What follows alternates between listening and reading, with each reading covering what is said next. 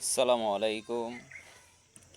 আজকে আমরা যারা 5 ওয়াক্ত নামাজ পড়তেছি বা আল্লাহ পাকের হুকুম আহকামগুলো মানতেছি, দেখা গেছে যে অনেকেই নামাজ পড়তেছে না, বা কিছু হয়তো সপ্তাহে পড়তেছে বা দৈনিক কয়েক ওয়াক্ত পড়তেছে। আমরা যারা পড়তেছি, আমরা নামাজের ব্যাপারে বা ইসলামের ব্যাপারে যে সতর্ক বাণীগুলো আছে, এগুলো অনেকগুলো জানার কারণে আমরা পড়তেছি। তো এই কারণে আসলে যে যেটুকু জানি আমাদেরকে দাওয়াত দিতে হবে সবাইকে। যে নামাজ পড়তেছে না তাকে ওই ব্যাপারে বুঝাতে হবে, তার সাথে মিশতে হবে, গিয়ে তাকে বুঝাতে হবে।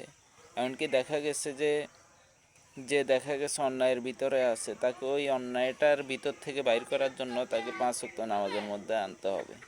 আস্তে আস্তে যখন সে নামাজের মধ্যে আসবে, মসজিদের মধ্যে অনেক ভালো লোকও আছেন, তাদের সাথে যখন মিশবে, তখন দেখা গেছে নাম নিয়ে তার থেকে খারাপ কাজগুলি ইনশাল্লাহ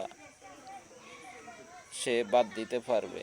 কারণ নামাজের মাধ্যমে একমাত্র যে কোনো বদ আমল থেকে বের হয়ে আসা যায়। আর যে ব্যক্তি 5 ওয়াক্ত নামাজ পড়বে, শয়তান তাকে ভয় পাবে। তো এটার মেইন কথা হচ্ছে যে আমাদেরকে দুনিয়া ঠিক রাখতে হলে, দুনিয়া টিকিয়ে রাখতে হলে দাওয়াতের কাজ করতে হবে। আমার ফ্যামিলির মধ্যে করতে হবে, আমার প্রতিবেশীর মধ্যে করতে হবে, বাইরে করতে হবে, আমার এরিয়ার মধ্যে করতে হবে, এমনকি বিশ্বব্যাপী দাওয়াতের কাজ করতে হবে। আমাকে নিয়ত রাখতে হবে।